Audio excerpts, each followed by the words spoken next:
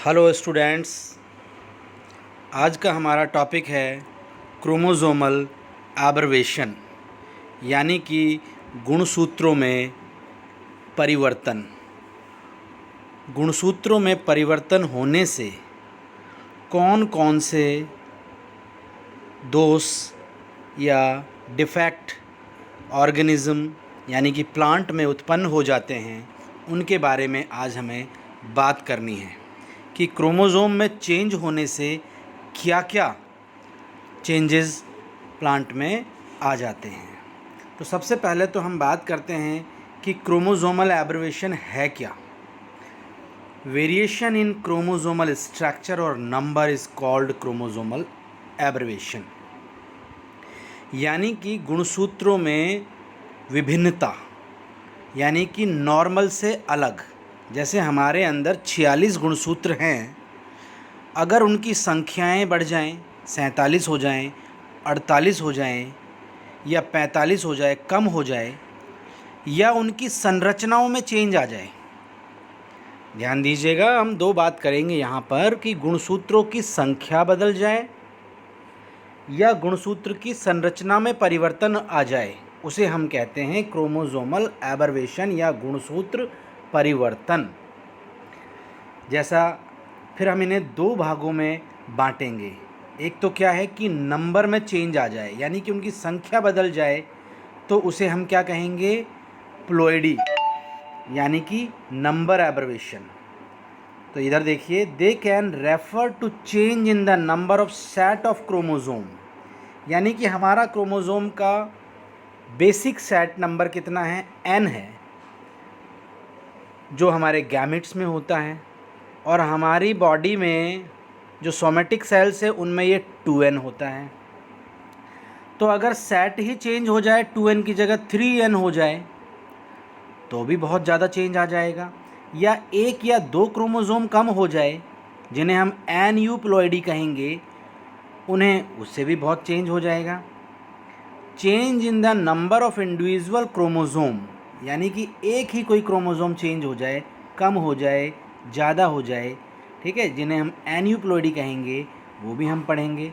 और change in appearance of individual chromosome, appearance का मतलब कि जो गुणसूत्र दिखाई दे रहा है वो वास्तव में वैसा ना रहे, यानी कि उसकी स्ट्रक्चर ही बदल जाए। ठीक है, वो कैसे हो सकते हैं ये सारे चेंज, म्यूटेशन हो जाए उनके अंदर, ठीक है, इंड्यूस रीअरेंजमेंट, जिससे कि क्रोमोसोम के कुछ भाग टूट जाएं और इधर उधर जुड़ जाएं, या टूट के समाप्त हो जाएं, या उनमें ज़्यादा स्टिमुलेशन हो जाएं जिससे कि वो जीन डुप्लीकेट कर जाएं, या एक्सचेंज हो जाए सेगमेंट्स का। तो हम एक एक करके अभी पढ़ेंगे। तो सबसे पहले तो आपको मालूम होना चाहिए कि ये चेंज जनरली आते कैसे हैं। ये आते हैं म्यूटेशन से, ठीक है, जो इंड्यूस्ड भी हो सकता है और नेचुरल भी हो सकता है। They can be associated with genetic disease, और जैसे ही हमारे गुणसूत्रों में परिवर्तन आएगा तो हमारे अंदर जेनेटिक डिजीज़ उत्पन्न हो जाएगी। और विद द स्पीसीज़ डिफरेंस, और ज़्यादा चेंज आ गया तो कुछ और ही स्पीसीज़ बन जाएगी। अब ये सारी स्टडी करने के लिए हम जो टेक्निक यूज़ करते हैं वो कौन सी होगी, वो होगी फिश। फिश का मतलब है फ्लोरोसेंट इन सिटू हाइब्रिडाइजेशन, जो बहुत इम्पॉर्टेंट टेक्निक है, जो बैंडिंग के द्वारा पूरा जो चेंजेस आए हैं उनका पता लगा लेती है, बैंडिंग टेक्निक से, क्रोमोसोमल एब्रिवेशन का। Is it clear? तो अब हम एक एक करके क्रोमोसोमल एब्रिवेशन की बात करेंगे। देखिए, तो हम पहले यहाँ बात करेंगे स्ट्रक्चरल एब्रिवेशन की, यानी कि स्ट्रक्चर में चेंज आएगा तो क्या क्या प्रॉब्लम हो जाएगी। ठीक है, the chromosomal abbreviation in which alteration of the structure of chromosome, यानी कि क्रोमोसोम के अंदर होते हैं डीएनए और डीएनए में होते हैं जीन्स। तो जीन के सीक्वेंस और जीनों के प्रकार अगर बदल जाएंगे तो क्या क्या डिजीज़ उत्पन्न हो जाएंगी, वो हम देखेंगे। यानी कि क्रोमोज़ोम की स्ट्रक्चर के चेंज होने से क्या क्या प्रॉब्लम्स आएंगी, उन्हें हमें यहाँ पढ़ना है स्ट्रक्चरल एब्रिवेशन में। अब टाइप ऑफ स्ट्रक्चरल एब्रिवेशन, कौन कौन से तरह की स्ट्रक्चरल एब्रिवेशन होंगी, उन्हें आपको देखना है। Change in numbers of gene, यानी कि हमारी जीन के नंबर बदल जाएं। क्रोमोज़ोम में जीन के नंबर अगर बदल जाएगी तो क्या होगा। एक सेकेंड, हम इसका नेट बंद कर देते हैं। देखिए, तो हम बात कर रहे हैं स्ट्रक्चरल एब्रिवेशन, ठीक है। इसमें change in number of gene, जिसमें हम दो बात करेंगे, डिलीशन या जिसको हम डेफिशिएंसी भी कह सकते हैं, जो दो टाइप का होगा, टर्मिनल और इंटरकैलरी, जिसको हम डिटेल में अभी आगे पढ़ने वाले हैं। दूसरा होगा डुप्लीकेशन, यानी कि जीन ज़्यादा हो जाएंगे, जो इंट्रा क्रोमोजोमल, उसी क्रोमोजोम में होना जीन चेंज यानी ज़्यादा होना इंट्रा क्रोमोजोमल, और टूट करके किसी दूसरे में जुड़ जाना वो होगा इंटर क्रोमोजोमल चेंज होगा, जिसके बारे में हम बात करेंगे। अब change in location of gene, अगर जीन की लोकेशन चेंज हो जाए, जैसे कि कोई जीन आगे लग रहा है वो घूम करके पीछे आ जाए, ठीक है, वो भी हम बात करेंगे। ट्रांसलोकेशन में क्या होगा कि एक क्रोमोज़ोम का एक पीस टूट करके दूसरे क्रोमोज़ोम से जुड़ जाए और उसका क्रोमोज़ोम का टुकड़ा पहले वाले के साथ जुड़ जाए, तो वो क्या होगा, जीनों की पोजीशन बदल जाएगी। तो पोजीशन बदलने से भी बहुत सारे चेंजेस आएंगे। Is it clear? देखो, जीनों की संख्या बदलने से और जीनों की पोजीशन बदलने से, दोनों से ही बहुत चेंज आएंगे। तो अब हम एक एक करके ये चेंजों के बारे में बात करेंगे, जिसमें सबसे पहला होगा डिलीशन। लेकिन उससे पहले मैं आपको एक पिक्चर दिखा देता हूँ कि कैसे कैसे चेंजेस आएंगे। देखिए, क्रोमोज़ोम में स्ट्रक्चरल एबनॉर्मलिटी आप देखिए। एक नॉर्मल क्रोमोज़ोम क्या होता है, अब ये दोनों ही नॉर्मल नहीं है, हम एक एक बता रहे हैं आपको। देखिए, यहाँ देखिएगा आप, ये क्रोमोज़ोम जो पूरा यहाँ तक होना चाहिए था, इसका ये सेगमेंट डिलीट हो गया, इसको मैंने क्या कह दिया, डिलीशन। देखिए आप, ये टुकड़ा डिलीट हो गया है। फिर हम देख रहे हैं क्या हो रहा है कि यहाँ पर एक टुकड़ा एक्स्ट्रा आ गया है, इंसर्ट हो गया है। इसको हम क्या कह रहे हैं, डुप्लीकेशन बोल रहे हैं, या इंसर्शन भी बोल सकते हैं। नया जीन इसके अंदर आ गया है। तो आप देखें, ये टुकड़े घूम गए हैं, यानी कि ये चेंज हो करके इधर आ गया है और ये वाला हिस्सा इधर चला गया है, इन्वर्जन हो गया है इनका, ठीक है। इसे आप देखिएगा, ट्रांसलोकेशन, इसका एक टुकड़ा टूट के इसमें चला गया है और इसका एक टुकड़ा रेड वाला आप देखिए यहाँ आ गया है। ये क्या हो रहा है, ट्रांसलोकेशन हो रहा है। कभी कभी क्या होता है, क्रोमोज़ोम रिंग बन जाते हैं, यानी कि गोल होकर के जुड़ जाते हैं दोनों सिरे, तो रिंग क्रोमोज़ोम बन जाते हैं। कभी कभी क्या होता है, आइसोक्रोम, आइसोक्रोम का मतलब होता है ये आर्म्स और ये सेम हो जाती हैं दोनों, तो आइसोक्रोम बन जाते हैं। और डेरिवेटिव कुछ नया ही बन जाता है, डेरिवेटिव। तो इस तरह से देखो, सबकी स्ट्रक्चर में आपको चेंजेस दिखाई दे रहे हैं। Is it clear? तो अब हम एक एक करके बात करते हैं और उनके क्या क्या इफ़ेक्ट होते हैं वो हम देखते हैं। चलिए, सबसे पहला है हमारा डिलीशन। डिलीशन का सीधा सा मतलब है कि गुणसूत्र का कोई पार्ट टूट जाएगा और वो अलग हो जाएगा, उसे कहेंगे हम डिलीशन। यानी कि loss of A segment of chromosome, यानी गुणसूत्र के एक भाग का लॉस हो जाना, यानी हानि हो जाना। स्पॉन्टेनियसली और मे बी इंड्यूस्ड, वो ऑटोमेटिक ही जब सेल डिवीज़न कर रहा होता है, क्रोमोज़ोम अलग हो रहे होते हैं, तब भी हो जाता है। या फिर हम क्या कर सकते हैं, उसमें म्यूटेशन यानी रेडिएशन, कुछ केमिकल या हम यूवी लाइट वगैरह उसमें दें तो उससे भी वो सेपरेट यानी कि डिलीट हो जाता है। Deletion is based on unpaired region of normal chromosome, यानी आप जानते हैं कि क्रोमोज़ोम तो जोड़े में होते हैं, तो एक क्रोमोज़ोम तो नॉर्मल है पूरा और दूसरे का एक पार्ट डिलीट हो गया है, तो फिर पेयरिंग करना होगा। तो जो फालतू पार्ट है वो लूप बनाएगा नहीं बनाएगा पैकाइटिन स्टेज में, तो आपको लूप दिखाई देगा पैकाइटिन स्टेज में। Is it clear? जो सबसे पहले किसने बताया था? ब्रिजेस ने, ड्रोसोफिला में। Is it clear? अब ये डिलीशन दो टाइप के हैं, टर्मिनल डिलीशन और intercalary deletion. Loss of either terminal segment of chromosome, यानी क्रोमोसोम का टिप, टर्मिनल पार्ट, ये देखिएगा यहाँ से देखो, टर्मिनल डिलीशन की मैं बात कर रहा हूँ। एक नॉर्मल क्रोमोसोम में ABCDEFG जीन है, उसमें कितने जीन हो गए? 8 जीन है। तो इसमें से ये G और H का हिस्सा टूट करके अलग हो गया, ये G और H डिलीट हो गए। तो आप देखिएगा डिलीटेड जो टर्मिनल यानी कि टिप से डिलीट हुआ है ना, शीर्ष भाग से टूटा है, तो इसे हम क्या कहेंगे? Terminal deletion. Is it clear? और दूसरे में देखो आप, यहाँ बीच में से E और F हिस्सा टूट के निकल गया है, तो वो क्या हो गया? इंटरस्टिशियल डिलीशन या इंटरकैलरी डिलीशन। यहाँ देखिएगा EF जीन गायब है, यहाँ पर ABCDGH हो गया और ये EF गायब हो गया यहाँ से, जबकि यहाँ से GH गायब हुआ है। तो ये हो गया टर्मिनल डिलीशन और ये हो गया इंटरस्टिशियल डिलीशन। तो दोनों समझ में आए।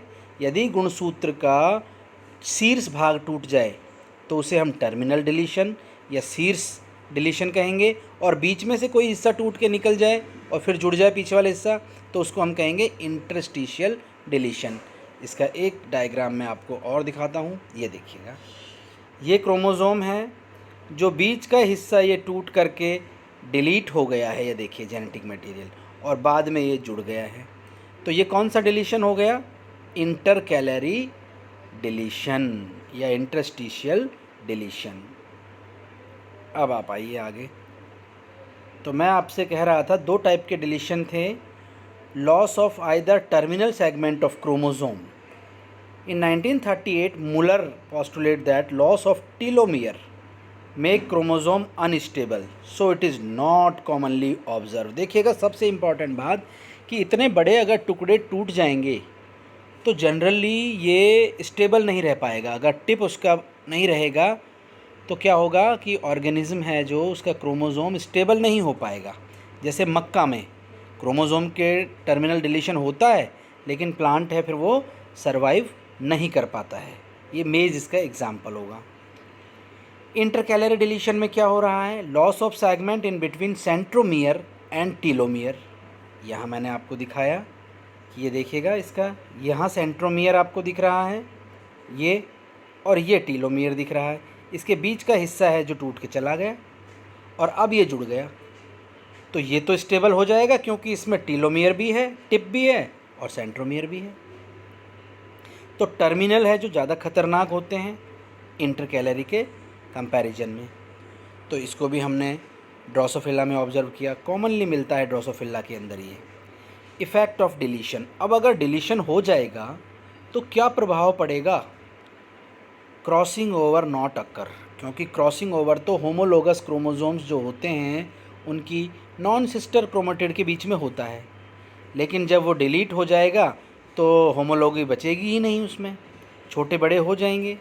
Harmful effect on diploid organism, तो बहुत सारे हार्मफुल इफ़ेक्ट भी आ जाएंगे जिनके बारे में हम अभी बात करेंगे।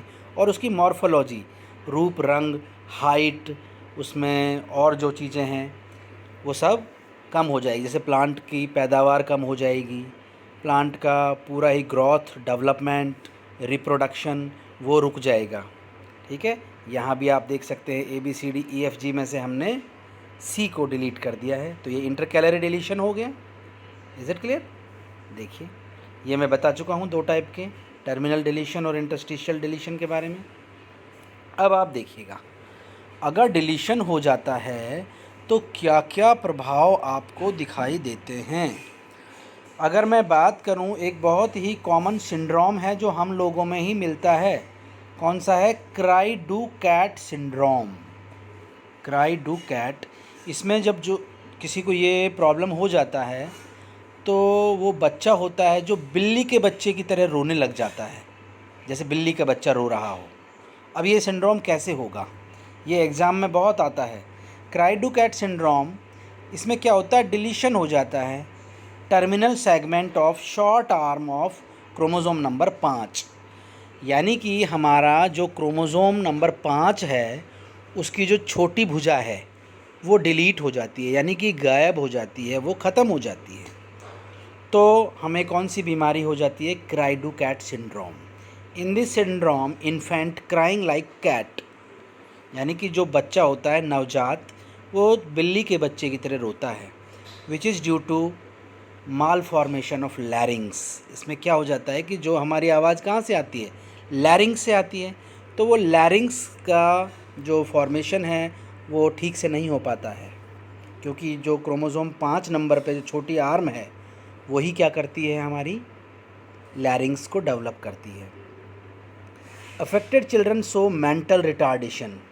अगर ये हो जाता है तो उसका दिमागी रूप से भी कमज़ोर हो जाता है। And die at early age, और सम में अटेन अडल्टहुड। कुछ तो बहुत जल्दी ही मर जाते हैं और कुछ अडल्ट अवस्था तक भी आ जाते हैं। अब दूसरी देखिएगा, डाइज़ियॉर्ज सिंड्रोम इन ह्यूमन। ये भी ह्यूमन में ही है। Deletion of small segment of the short arm of chromosome number 22। अगर 22 नंबर पे से छोटी आर्म टूट जाएगी तो डाइज़ियॉर्ज सिंड्रोम हो जाएगा। Then Angelman syndrome, deletion of small segment of the short arm of chromosome number 15 पे से अगर चला जाएगा तो। इनमें से आप क्राई डू कैट सिंड्रोम और एक एग्जाम्पल और आप बस याद कर लें, pseudo dominance. Due to loss of dominance loci.